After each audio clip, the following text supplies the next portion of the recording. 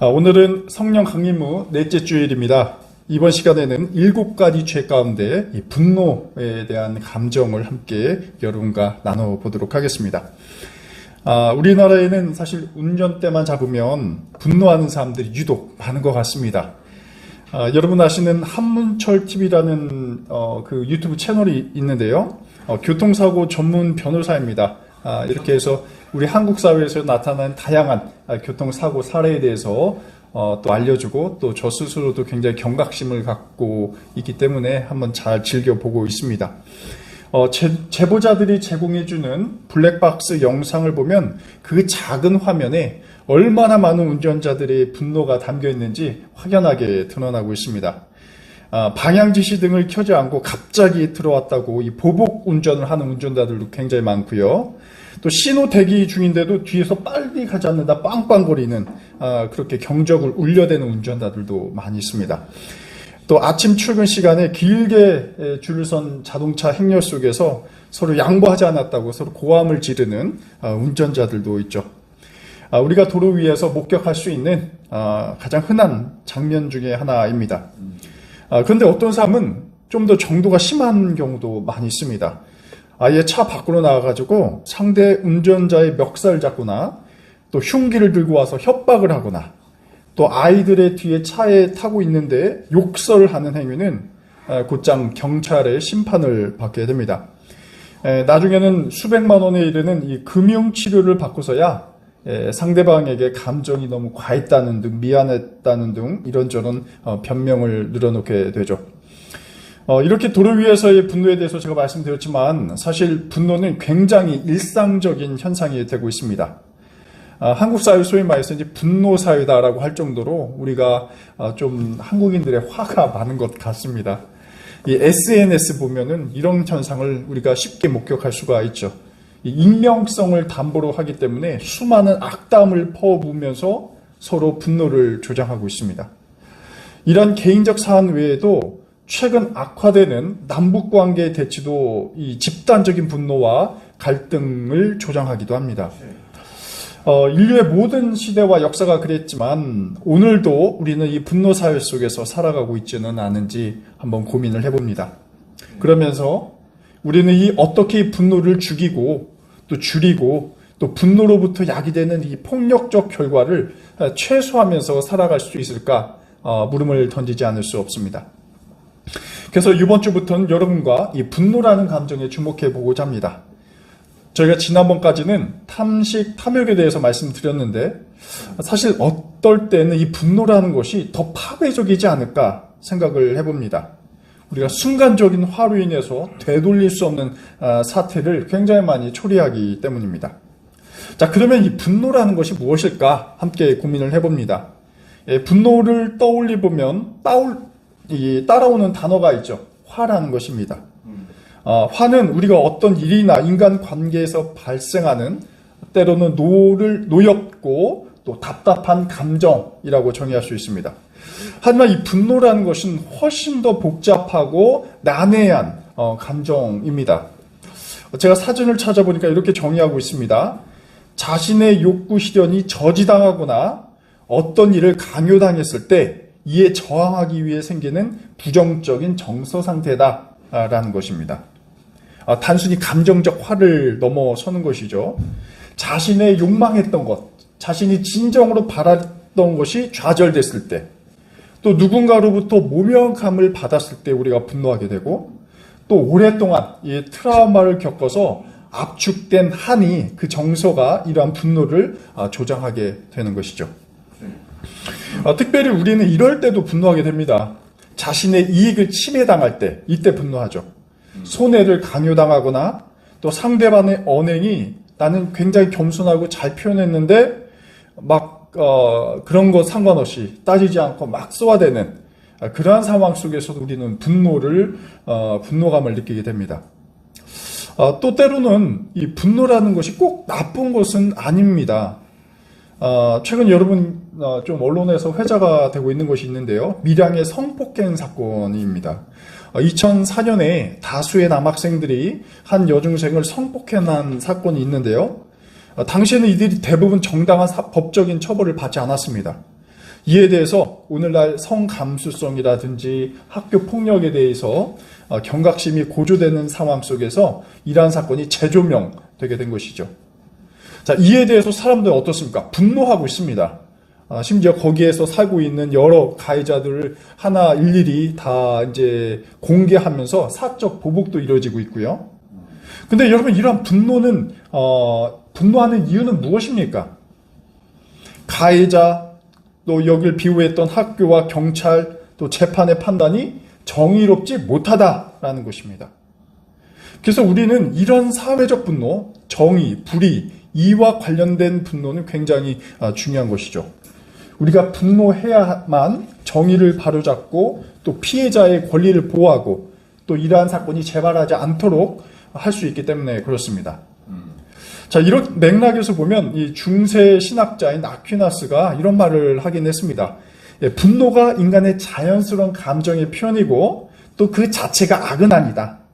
오히려 분노가 불의에 대한 강렬한 반응이다 라고 이야기하는 것이죠. 그래서 불의에 분노하는 자는 정의롭다라는 것은 성경, 특히 복음서에서도 강력하게 주장하고 있는 분노에 대한 하나의 모습입니다. 하지만 오늘 제가 말씀드릴 내용은 이런 의로운 분노와는 약간 성격이 다릅니다. 때로는 이곳저곳에서 받은 상처로 인해서, 때로는 자신의 극단적인 정신적 충격이나 트라우마로 야기된 우리 내면의 분노에 대해서 집중하고자 합니다. 자, 이러한 분노는 그것이 의로운 것이든 그렇지 않든 분노를 표출하는 과정에서 상대방에게 굉장히 큰 상처를 입힙니다. 또 이를 회복하는데도 막대한 비용과 시간이 걸릴 수밖에 없습니다. 또 이웃의 삶은 물론이거니와 자신의 삶도 사실상 파멸에 이르도록 걷잡을 수 없는 결과를 만들어내는 것도 이러한 부정적 의미의 분노입니다. 그래서 성경은 이러한 분노하는 자를 어리석은 자다라고 명시하고 있습니다. 자, 오늘 아침 우리가 읽은 본문에는 분노로 인해서 일어난 어리석은 자의 이야기가 담겨져 있죠. 가인과 아벨에 대한 이야기입니다. 창세기 4장 3절 이하의 말씀인데요. 이 본문을 관통하는 한 가지 질문을 던지면 이렇습니다. 가인은 왜 제사가 받아들여지지 않았다는 이유로 동생을 죽이게 되었을까? 라는 물음입니다.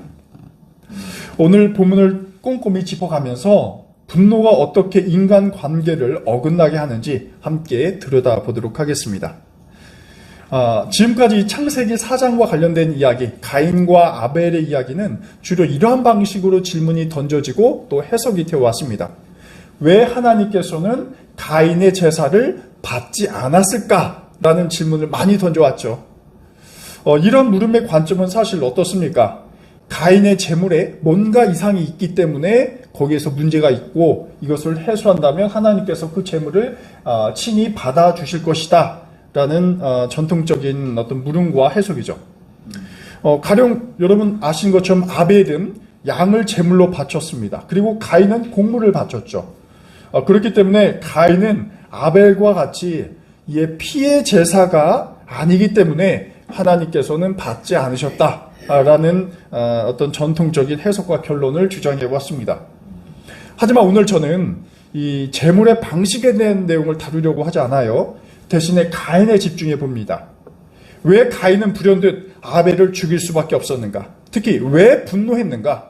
이 점에 대해서 조명을 해봅니다. 4장 초반부를 보면 아담과 하와가 이 두 부부가 가인과 아벨을 낳는 장면이 등장하고 있습니다. 그리고 2절에는 두 형제의 직업이 등장하는데요. 아벨은 양을 쳤고 가인은 농사를 지었습니다. 한마디로 아벨은 목축업자라고 할 수가 있겠고 또 가인은 농부였습니다. 어느덧 세월이 지났습니다. 하나님께 제물을 드릴 때가 다가온 것이죠. 당연히 자신이 거둔 제물로 하나님께 제사 드리게 됩니다. 가인은 곡식으로 번제물을 준비해서 그렇게 드렸습니다. 아벨은 양의 첫 새끼를 구해다가 양고기와 기름을 번제로 드리게 됩니다. 이 제물을 두고 하나님께서 사실 다 받으셨으면 좋겠는데 아벨의 제물만 받으시고 가인의 것은 거부하셨다는 것이 문제의 지점입니다. 근데 왜 거부하셨는지 성경은 명확하게 밝히지 않습니다. 가인은 한 해 자신이 거둔 복식을 드리면서 당연히 하나님께서 호의적으로 받아주시겠지라고 간절히 바랬고 또 그렇게 당연히 생각했겠죠. 가인만이 아니었습니다. 당시 모든 히브리인들은 제물을 드릴 때 자신이 안전하길 바라고 또 보호받길 원하고 때로는 자신이 지은 죄를 속죄하기 위해서 이러한 제사를 드리면서 기대를 하게 됩니다. 하지만 오늘 이야기는 다릅니다. 하나님께서는 이 가인의 제물을 거부하시게 되는 것이죠. 그러자 가인이 자신이 제물을 받아들이지 못한 것을 받아들여지지 않자 굉장히 분노하게 됩니다. 5절은 이렇게 기록하고 있습니다. 가인은 몹시 화가 나서 얼굴빛이 달라졌다라고 표현을 하고 있죠. 가인의 얼굴이 화끈거리고 또 이 화로 인해서 분노가 일게 됩니다. 원문 성경을 직역하면 이렇습니다. 가인의 몸이 뜨겁게 타올라서 정신이 나가고 얼굴이 쇠약해졌다. 라는 것이죠. 당시 상황을 우리가 가인이 겪고 있는 심리적인 상태를 잘 생각해 볼 수 있습니다. 만일 아벨의 것도 하나님께서 받지 않으셨더라면 가인이 이렇게 노발대발 좌절하거나 분노할 상황은 아니었을 수 있습니다. 하지만 자신의 재물만 거부당했으니 얼마나 적개심이 일어나겠습니까? 그러면 하나님 입장에서는 사실 우리가 기대하기로는 인간적으로는 가인을 좀 위로하시고 자신이 재물을 받으시지 않은 이유에 대해서 어떤 방식으로 표현을 했었으면 좋겠지만 오히려 하나님께서는 이 가인의 마음을 오히려 불을 지피십니다. 6절인데요. 하나님께서 가인에게 이렇게 말씀하십니다. 어찌하여 내가 화를 내느냐? 얼굴빛이 달라지는 까닭이 무엇이냐? 라고 가인에게 말씀하십니다.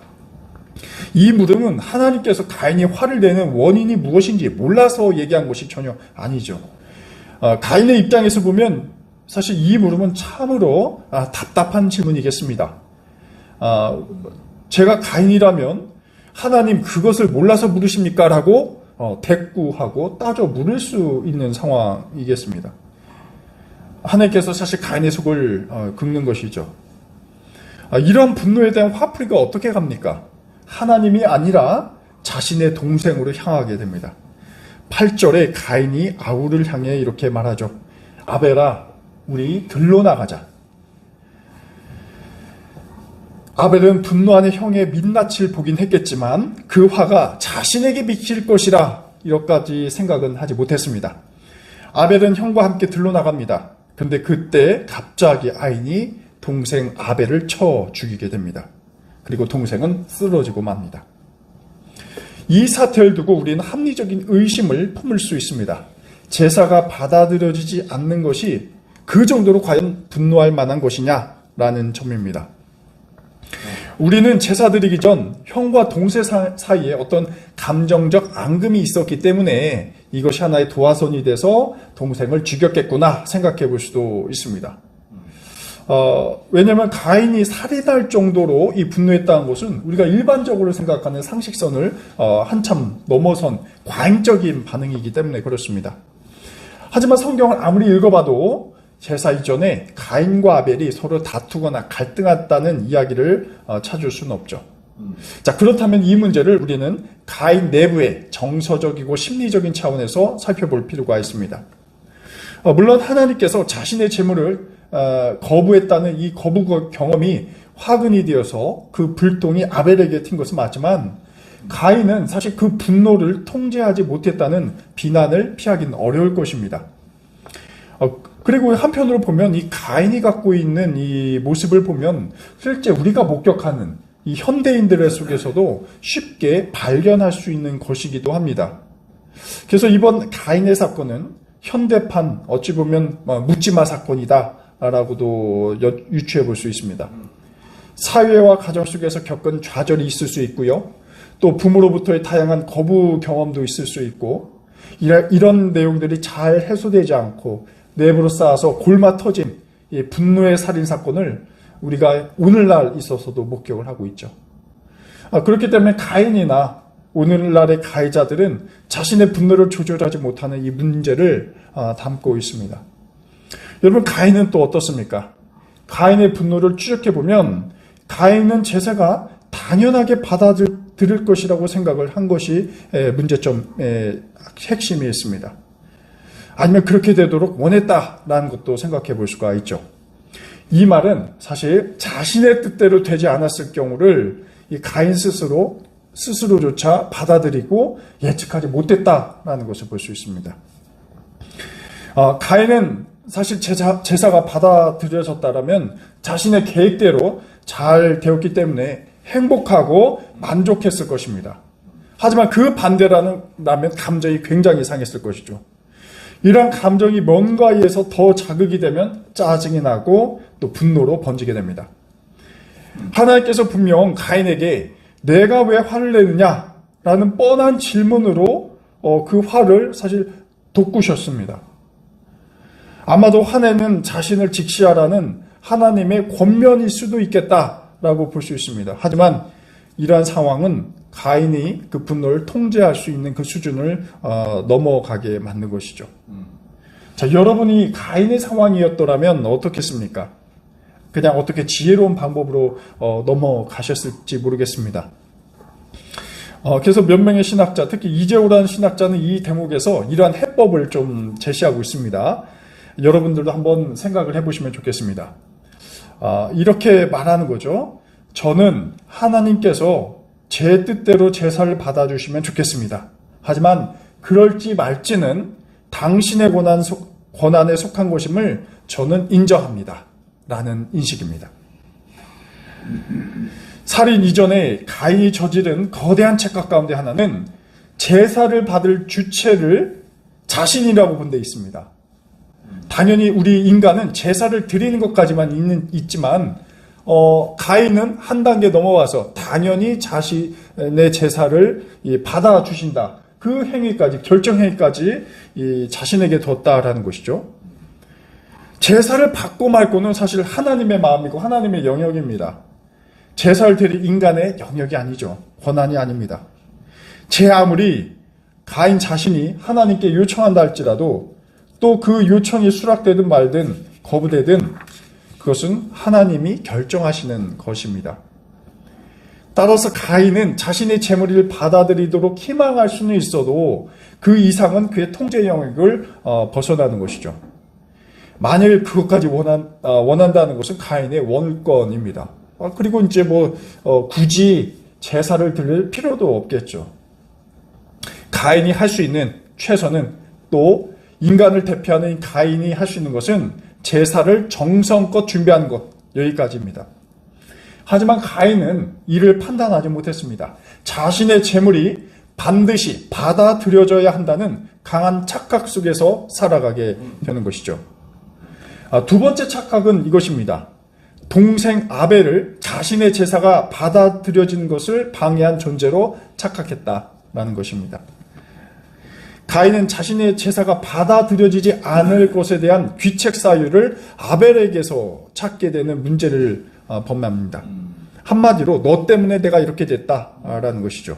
자신의 실패 원인을 외부에서 찾습니다. 사실 오늘 흔히 벌어지는 이 묻지마 살인이든 일반적 범죄든 자신이 아닌 외부에서 그 원인을 찾는데 문제가 있습니다. 가인과 같은 우를 범하는 것이죠. 너 때문이야. 내가 없었으면 내 재산은 받아들여졌을 텐데 라는 것이죠. 학교에서 우리 이와 유사한 장면이 연출되죠. 내가 없었으면 내가 1등 했을 텐데 다 너 때문이다 라는 거죠. 가인의 후예들은 우리들은 사태가 곤란해지면 이를 외부에서 잘못을 찾습니다. 그 이유를 찾게 되는 것이죠. 차라리 가인은 사실 어떻습니까? 아벨이 아니라 그 자리에서 하나님을 원망하고 하나님께 분노를 표출했었으면 솔직했었을 것입니다. 왜냐하면 자신의 욕구를 거절한 것은 아벨이 아니라 하나님이기 때문에 그렇습니다. 하지만 가인에게서 하나님을 향한 그 분노를 쏟아내기 굉장히 어렵게 된 것이죠. 감히 하나님께 잘못 원망했다가 또 분을 표할 경우 자신의 목숨이 위태로울 수 있을 거라 생각했을 수도 있습니다. 그러니 자신보다 약한 희생양인 아벨을 찾아 나서게 된 것이죠. 오늘 본문에서 나타나는 이 가인은 어쩌면 우리의 모습이자 우리의 미래의 가능성일 수 있습니다. 우리는 인생을 살아가면서 가까운 사람이든 모르는 사람이든 여러 인간관계 속에서 거부의 경험을 갖게 되죠. 또 이러한 경험이 반복적으로 쌓이면은 이 증오감이 되고 또 안으로는 열등감이 되게 됩니다. 그럴 때 우리는 자신을 존중하지 못하게 되는 것이죠. 그리고 분노와 피해 망상 속에서 살아가게 됩니다. 여러분의 모습을 가인에게 투영해 보신다면 그 사태를 어떻게 지혜롭게 극복하시겠습니까? 우리가 이런 부분을 한번 생각해 볼 수가 있어요. 한 가지는 우리가 가인이 저지른 과오를 극복하기 위해서 통제 가능한 것과 통제 불가능한 것을 분별할 수 있는 이 냉철함이 필요하다는 것입니다. 내가 이렇게 하나님께 정성껏 제사를 드리고 있지만 받아들여지지 않아도 상관없다. 받고 말고는 하나님의 영역이니 내가 할 수 있는 영역 안에서 충실하자는 인식이 중요합니다. 사실 여기 인식까지만 다가와도 화는 좀 나도 살인까지 저지르는 이 극단적 상황으로는 치닫지 않습니다. 이것은 단순히 신앙적인 영역에만 해당하지 않습니다. 우리가 사회 속에서도 그렇죠. 자신이 원하는 것, 여러분께서 원하시는 것, 또 계획하는 것도 있지 않습니까? 계획하는 것, 마음대로 되지 않더라도 좌절할 필요는 없다는 것이죠. 자신이 최선을 다했지만 상대가 마음에 들어하지 않을 수 있습니다. 또 시험에도 떨어질 수 있습니다. 또 원하는 회사에서 낙방을 할 수도 있습니다. 그런데 그것이 전혀 자신의 존재를 훼손하지 않는다라는 것이죠. 또 그러한 자심이, 그렇게 생각하는 자존감이 필요합니다. 하지만 가인은 자존감도 없었고 무모하게 또 하나님께 대들 수 있는 그 용기도 없었고 오히려 그것이 자신의 동생에게 그 화가 나게 되는 것이죠. 특히 자신이 통제할 수 있는 영역과 통제할 수 없는 영역을 분별하지 못했습니다. 또 다른 한 가지는 우리가 분노가 일어났을 때 그 대상을 외부에서 찾을 필요는 없다라는 것입니다. 가인은 말씀드린 것처럼 자신의 거부감을 아벨에게서 찾았습니다. 그것도 약한 자를 찾는 것이 인간의 본성이죠. 만일 가인이 자신을 존중하고 거부된 것에 대해서 반성하는 것으로 끝맺었더라면 살인은 없었을 것입니다. 우리는 종종 남 탓을 하는 경향이 있습니다. 내 인생이 이런 것은 저 친구 때문이다. 그렇다. 그런 것이죠. 저 사람 때문에 내가 이렇게 살 수밖에 없다. 저 사람만 없었으면 내가 더 잘 되고 원하는 것을 얻고 명예와 돈을 누리면서 살 수 있을 텐데. 하지만 건강한 자존감이 있고 판단력과 자기애가 건강하다면 이런 피해 망상적인 태도는 없을 것입니다. 자신의 이러한 상태에 대해서 수치심을 느끼지 않고 자신감 있고 시기하지 않게 사는 것이 중요하게 되는 것이죠. 오늘 묵상한 가인의 분노와 이로 인한 아벨의 죽음은 우리가 우리 마음속에서 일어나고 있는 이 분노의 감정을 어떻게 대면해야 되는가 하나의 답변을 주고 있습니다. 말씀드린 것처럼 통제할 수 있는 것과 통제할 수 없는 것, 이 사이의 구분이 중요합니다. 내가 간절히 바라는 것, 되고자 하는 것, 기도한다고 사실 모두 다 이루어지는 것은 아니죠. 또 그렇다고 우리가 이런 신앙생활을 포기하라라는 것도 아닙니다. 그 부분은 하나님께서 이루어 가실 영역이기에 현실에 집중할 필요가 있다는 것이죠. 그렇게 한다면 우리가 바라는 결과 어떠한 것이든지 결과에 따라서 우리가 끌려다니지 않다. 인생에 끌려다니지 않다라는 것입니다. 다른 하나는 분노의 근원을 타인에게 향해서는 안 된다. 왜냐하면 분노 그 자체는 나에게 발현되는 감정이기 때문에 그렇습니다.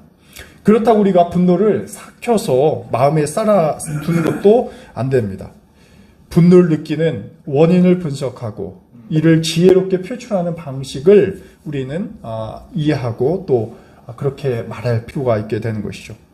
그것은 사실 우리가 인간관계에서 이미 겪으면서 사는 것 아니겠습니까? 가깝게는 가정에서 아내와 또 남편에게 어떻게 지혜롭게 잘 말해야 그 감정적인 분노를 삭힐 수 있는지 이런 것들입니다. 사실 언제라도 우리가 분노하기 쉬운 우리의 모습입니다.